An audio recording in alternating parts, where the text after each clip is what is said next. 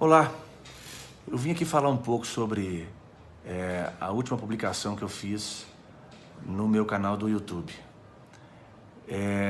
Trata-se de uma sátira, algumas pessoas não reconheceram como sátira, e isso é super respeitável, mas é um vídeo de cunho sátiro sim.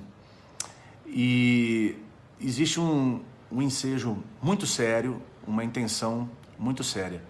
Não tem como ser uma brincadeira, porque eu não brincaria com fatos da minha própria vida. Não faria sentido. Por isso, esse vídeo aqui é uma apologia sobre essa publicação, no sentido de esclarecer alguns pontos que foram mal interpretados.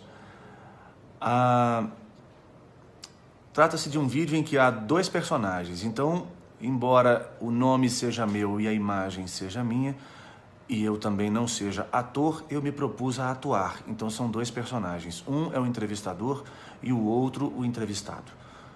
O entrevistador está simbolicamente representado sem camisa,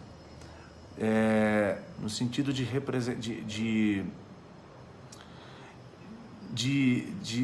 ele ser o profissional da mídia que não veste a camisa da investigação dos fatos que publica. Não só não veste, como vende aquilo que bem entende como de maior lucratividade. E isso tem a ver com quem vai comprar, que não questiona, não raciocina e acredita cegamente. Do outro lado está o entrevistado, bem abotoado, representando a classe daqueles que não se posicionam nunca, que dão respostas desejáveis, respostas esperadas, para que continuem sendo ovacionados de forma santificada e não se posicionam, não dizem o que pensam, não querem polêmica. Esses dois personagens começam a atuar quando vem a primeira pergunta.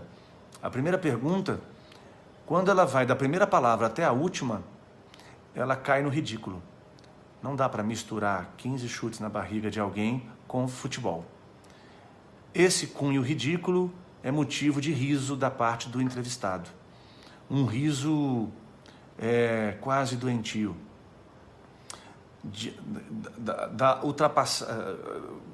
Do cunho que ultrapassa o ridículo. Primeiro ponto, essa acusação caiu, e a parte do futebol é respondida por isso. A primeira não tem sobre o que responder. Aí vem a segunda, que faz dessa primeira pergunta algo mais ridículo ainda, que é falar sobre vias de fato, contravenção, que significa contravenção. E o repórter ali, no caso, o entrevistador, tropeça propositalmente na palavra indiciado. Pelo fato de ele ler pouco, pelo fato de ele não estar entendendo o que está perguntando, dele não ter domínio sobre aquele assunto.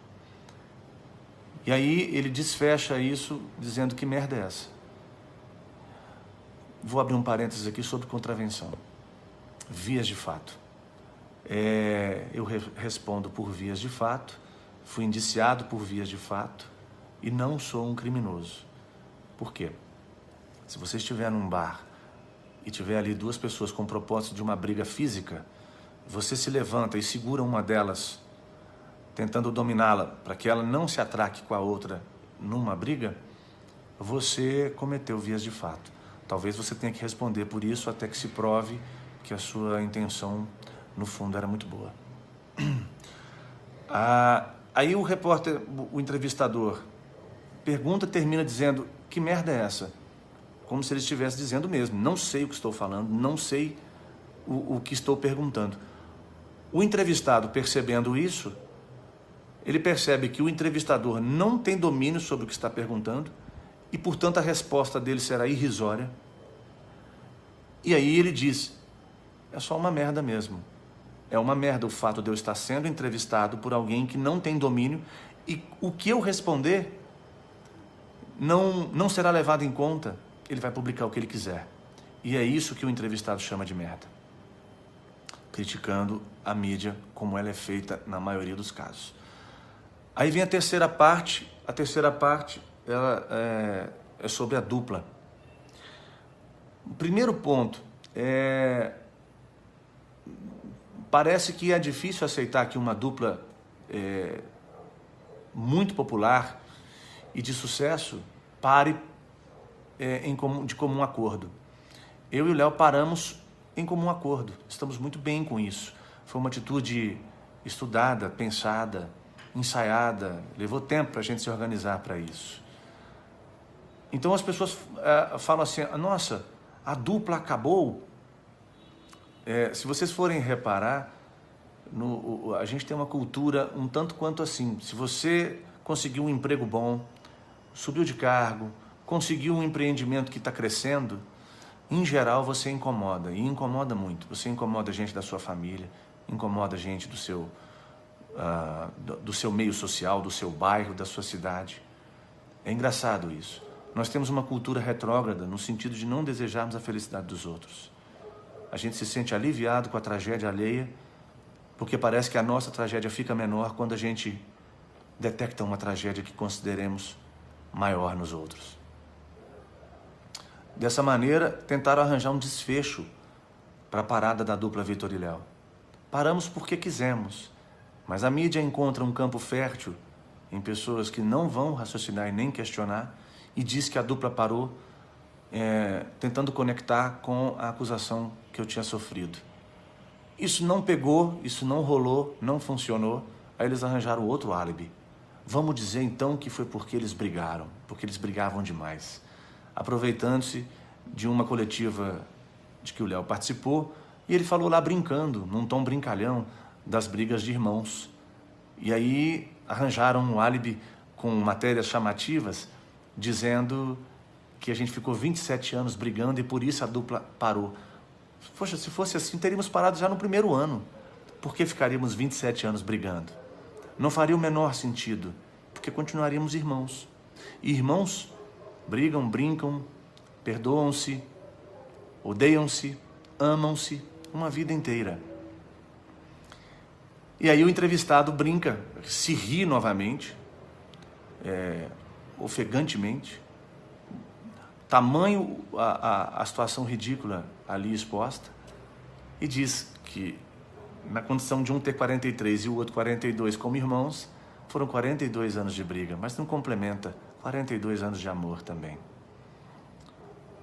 No fim das contas, a pergunta que eu deixo aqui, depois de uma comoção como essa, e o interesse dessa sátira foi mesmo de provocar, mas provocar não é chamar para briga.